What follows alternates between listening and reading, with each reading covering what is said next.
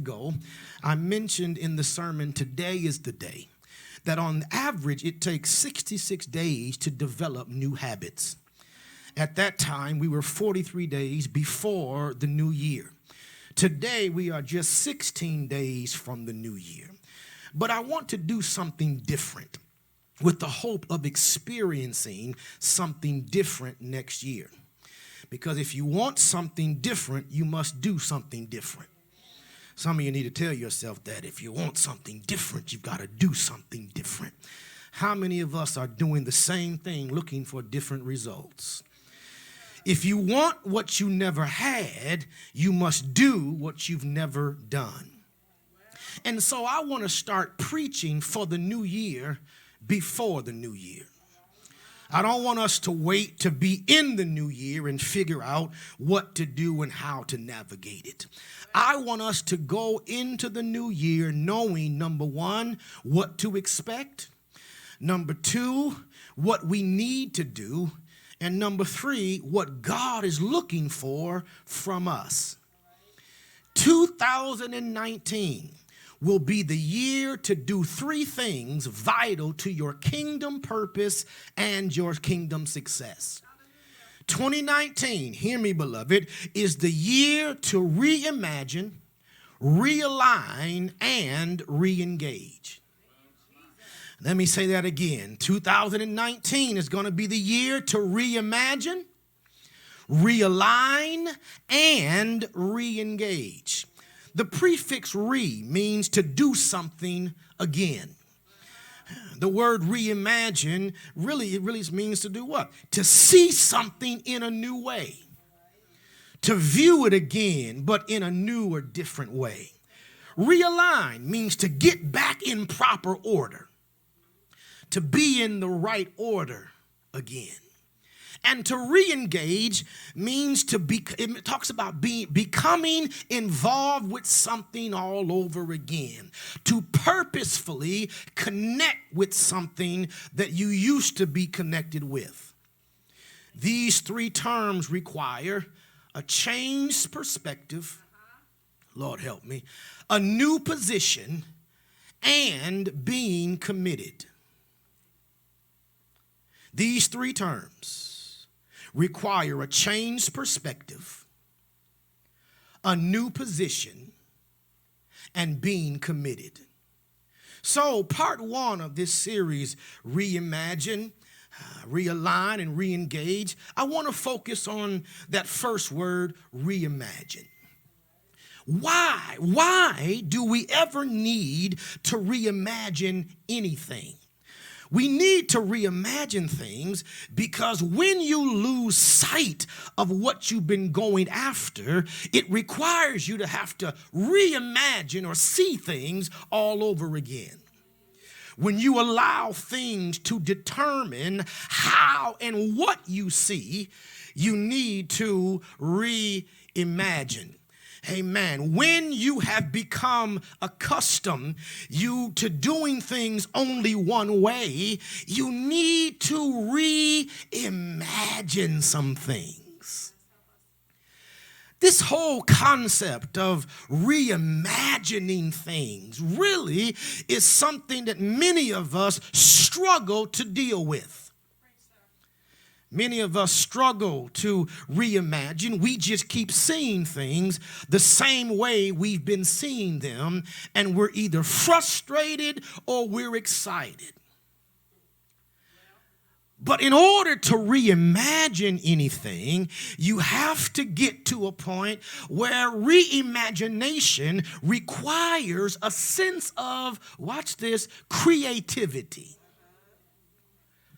The problem for many of us, the reason why we struggle to reimagine is because we have lost the ability for spiritual creativity. We have been so spoon-fed by media and marketing, and they tell us what to think, how to view things. Television and news being played over and over and over, telling you how to view certain things, how to see certain things. The more you are fed information, it begins to kill your ability to process and to imagine something different than what you've already heard. And the problem for some of us is we struggle with what we see because how we see things are connected to what we've been listening to. Come on and talk to me. How have you ever, now don't raise your hand, but have you ever been twisted about somebody because of what somebody else said about them? I know y'all sanctified and holy and love the Lord, but let's be honest, there are some times when, if you're not careful, you can hear what other people say about a person, and you begin to shape your perspective on them based upon what you heard, not what you know for yourself. Don't look at me like that. Some of y'all don't even like your own family because of what folks said. You don't even know that cousin. But because your favorite aunt talks about him. Okay, I'm going to leave your family alone. You don't even know that's your third cousin removed by marriage on your play father's side. And you don't even know where they come from. You don't know their roots or nothing. But all you know is somebody was talking about them at the picnic table, and now you see them based upon what you've heard. How many of us, that is the struggle with our current lives, that we cannot see anything differently because we have been listening to the enemy and our own insecurities. We've been listening to our own struggles and challenges, and they have conditioned us to believe that this is how things are going to be forever. We've lost the ability to be creative and to reimagine. How many of you know, maybe you are the one, you know someone, or you are the person that you have this issue that every so many months you walk into a room in your house and you rearrange stuff. Or you know somebody, they move stuff. They move the couch here, move the love seat, move the chair here, TV here, because they just can't seem to let things stay the regular way. They've got to rearrange some things because there's the ability to imagine something different. In our text for today, and I've got to hurry up, it is a powerful lesson about the power and the ability to reimagine. In our text, Zacharias was a priest who has served faithfully in the temple for years. He was serving and he was faithful, but he was without something he desired. I need you to grab that. We've got to get away from this consumerist and Hollywood theology that makes us think because you have been faithful and you've done your best that you should have everything that you desire. Lord have mercy. Thank you for 4 people. All right, let me hurry up. Lord, I didn't think it was going to be so hard today. But here it is. He's serving and he's faithful, but he doesn't have something that he wants. You have to fight this theological idea that is really a warping of biblical truth. That makes you think because you are doing good and trying to please God that you deserve everything that you want. And if you don't have everything that you want, you should stop serving and being faithful to God. Zacharias and Elizabeth were faithful in their serving, but they did not have a child. Some sometimes, even while you're serving God, everything doesn't work out the way you thought it should. Oh, I don't have any help in here. I don't have any real people that want to tell the truth. Everybody wants this television and movie life in your walk with God. Give me some struggle in the middle, but make sure by the conclusion, I'm coming out on top. Do you remember watching your favorite shows growing up? Your 30-minute sitcoms and your hour shows? Consider anybody used to watch MacGyver?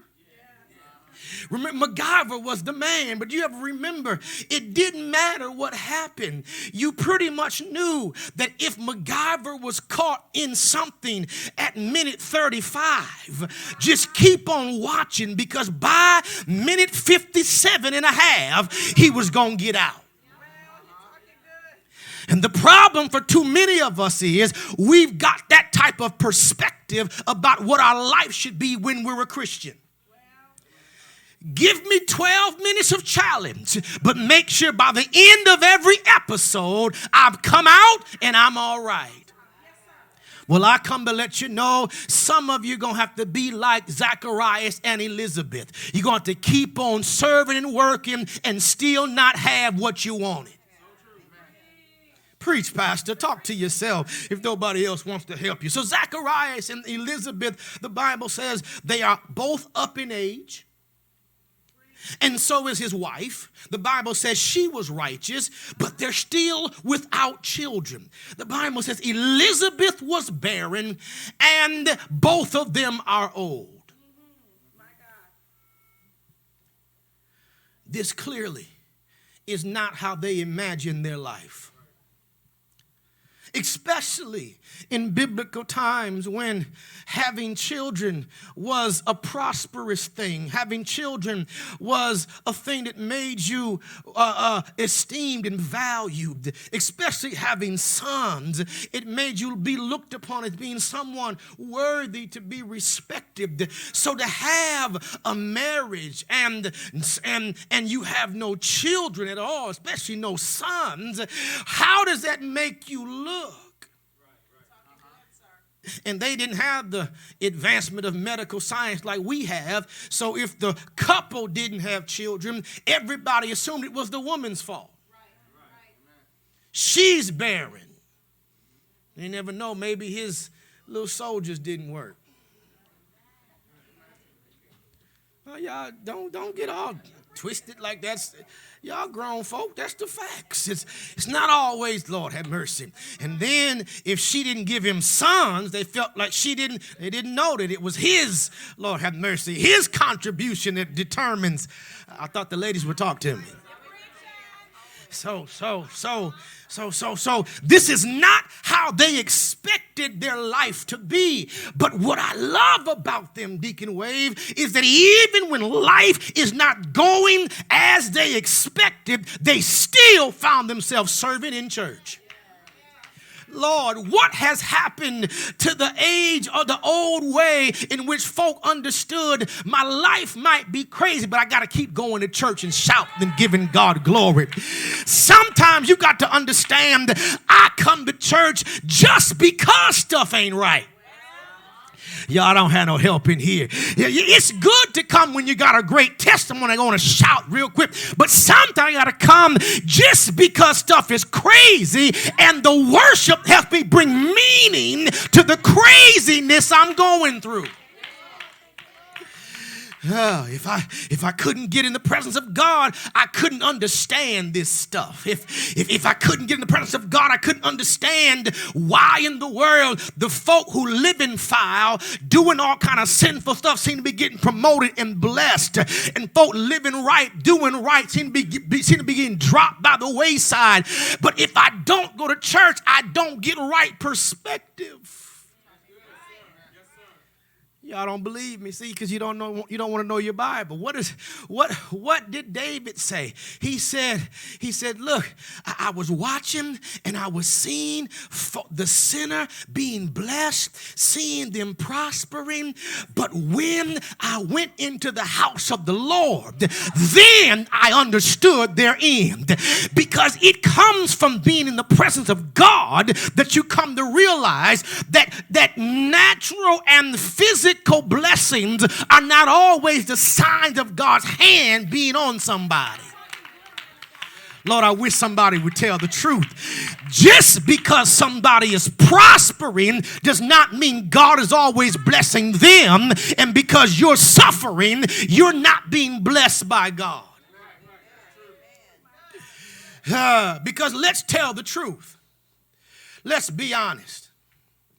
If you don't have what you need to make it in life, if you don't have the money you need, but God keeps you in your place and keeps your lights on, that's something to shout over. Even when it didn't come with an unexpected check in the mail. Sometimes you got to shout because God gave you an extension.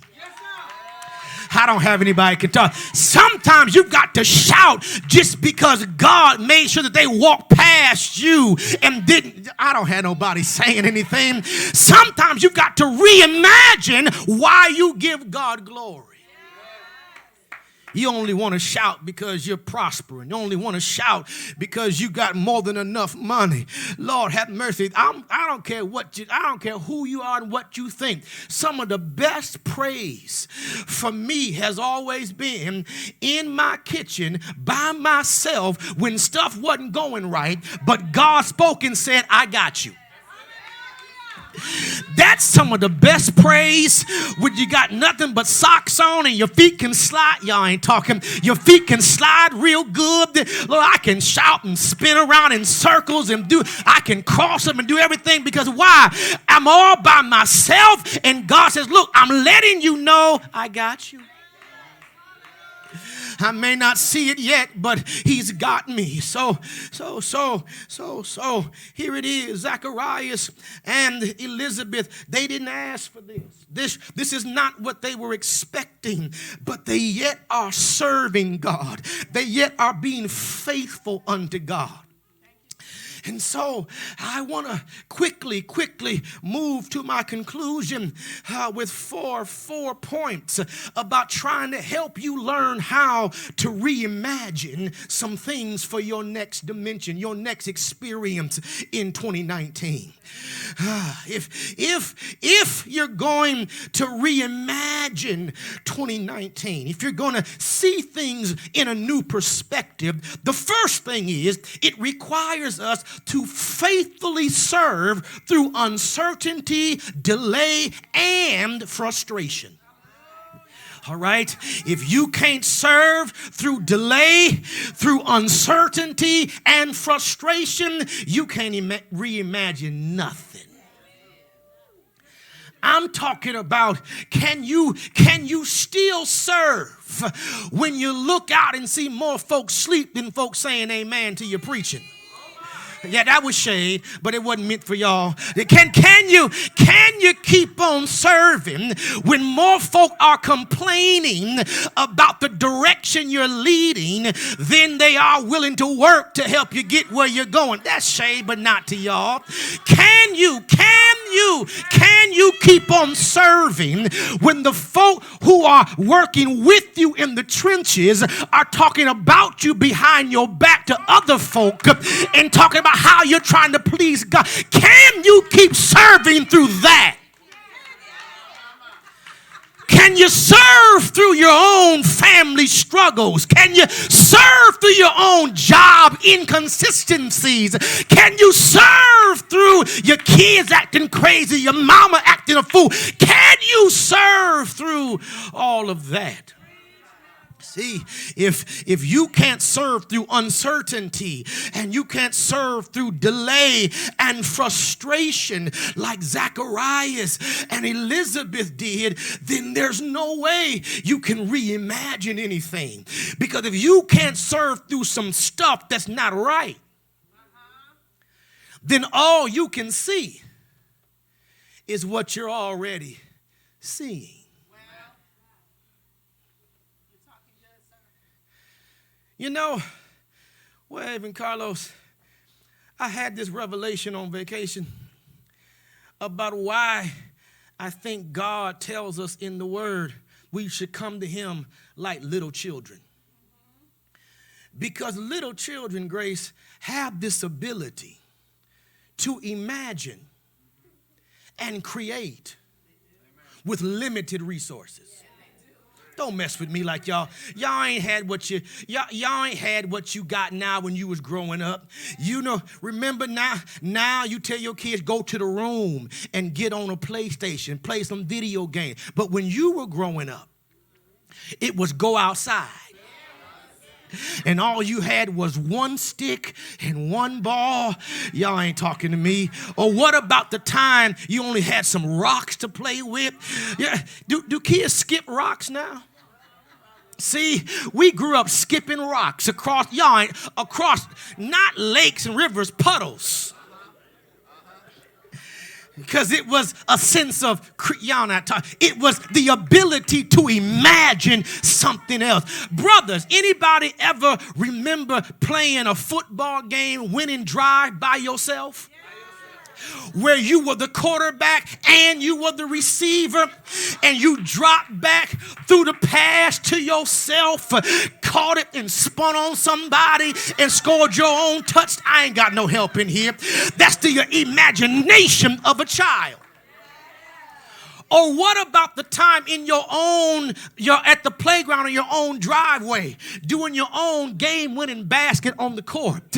You would count down 3, 2, 1, and you miss. Wait a minute, he got fouled. He goes to the free throw line for 2 free throws. You were imagining something different than what you were in. The children had a creativity and they had a willingness to have some faith to say, though I don't see it, I see it. But the older you get locked into the reality of paying bills and folk acting crazy. You lose your ability to be creative and imagine something more. So, number one, hurry up, Herb. You've got to faithfully serve through uncertainty, delay, and frustration. The second thing, if you want to learn how to reimagine, it requires, number 2, that we stay open to hear from heaven. In verses 11 through 19, when Zacharias was in the temple serving, the Bible says Gabriel, a messenger from heaven, interrupts his serving. Some of us struggle to reimagine because we are so focused on grinding to make a living that we stop being open to hear from heaven. Talk, man. We are so locked into our own grind. You know, if I work more hours, I can make this much more money. If I do this extra, I can make that much more money. So I can trim back my sleep, cut back my family time. But I make some money to provide for my family. I'm doing the right thing. I'm doing well. Sleep shorter, sleep not as well, but still be effective to make money for my family. No time to hear from God. You don't stop to pray with him during the day, and you don't sleep long enough and deep enough to hear him talk to you in your dream. The problem comes that we are struggling to be open to hear from heaven. Because I come to let you know, the God I serve is always speaking. The God I serve always has something to say. And the God I serve is always willing to communicate to those who are willing to be open to hear what he's trying to say. So Zacharias is serving faithfully through his troubled times. But then also, in order to reimagine, he has to be open to hear from heaven. He says, how shall I know that this is going to happen, Brother Gabriel? Gabriel said, look, man, I am Gabriel.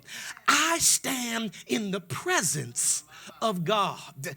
And I'm letting you know what I heard God say about you.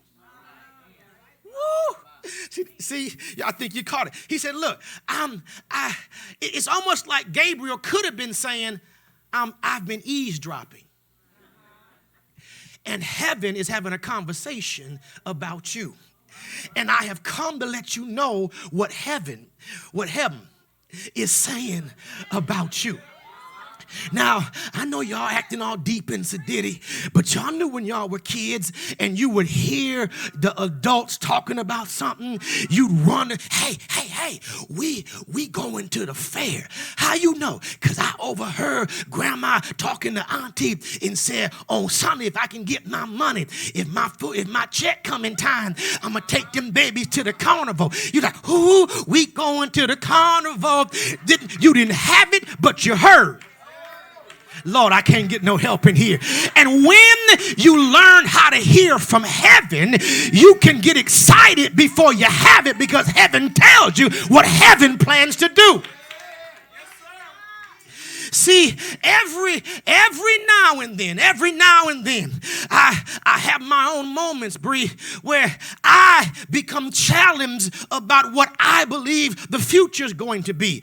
But somehow, in the midst of all of my challenging moments, God finds some way to tell me somehow what heaven has planned and is speaking about my life. He'll send somebody I don't know who will say, hey, I see God doing this for you. You don't even know me. So you can't be trying to get on my good side. So you don't even know me. Somebody says, look, the Lord told me to tell you. Wow, I can't believe it. But yes, because God is always speaking to his people. The question is, are you open enough to hear what he has to say? Tell your neighbor, open your ears, open your ears, open your ears. And the third thing, I'm trying to come home. The third thing, if you want to have the ability to reimagine, it requires us not speaking words of doubt in the process.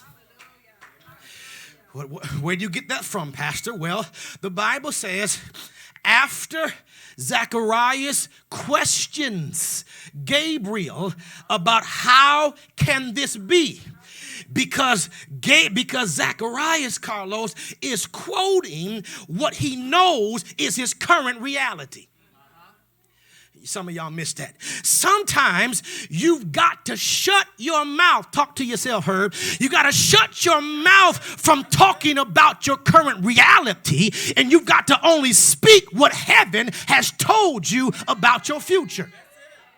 Zacharias